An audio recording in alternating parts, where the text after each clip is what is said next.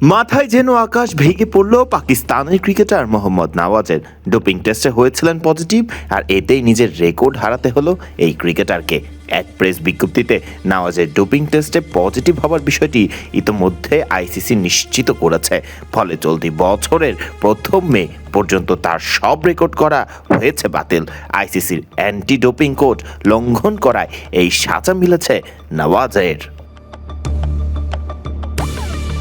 সর্বশেষ 2026 আইসিসি টি-20 বিশ্বকাপের সময় ডোপিং টেস্টে মাদকদ্রব্যের উপস্থিতির কার্বক্সি টিএইচসি কারণে পজিটিভ হয়েছিলেন মোহাম্মদ নওয়াজ।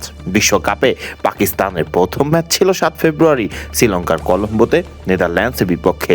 সেই ম্যাচের ডোপিং টেস্টে পজিটিভ হন মোহাম্মদ নওয়াজ, যার ফলে চলতি বছরের 1 মে পর্যন্ত তাকে নিষেধাজ্ঞা দিয়ে রাখে আইসিসি।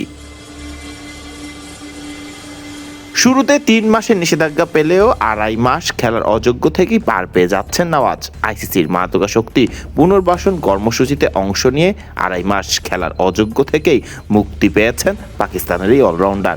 নিজের কর্মকাণ্ডের বিষয়টি আইসিসির কাছে স্বীকার করেছেন মোহাম্মদ নওয়াজ, সাথে জানিয়েছেন নিষিদ্ধ বস্তু গ্রহণের সময়কাল ছিল খেলার আগে, যার সাথে খেলার মাঠের পারফরমেন্সের কোনো সম্পর্ক ছিল না।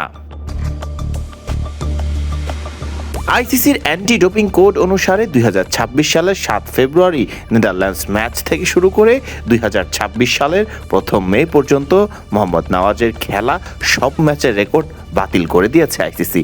বিশ্বকাপে পাকিস্তানের স্কোয়াডের গুরুত্বপূর্ণ সদস্য ছিলেন তিনি। গ্রুপ পর্বটপকে সুপার 8-এ খেলেছিল এবার পাকিস্তান দল। ফরদিন রহমান সকাল, বিডি ক্রিক টাইম।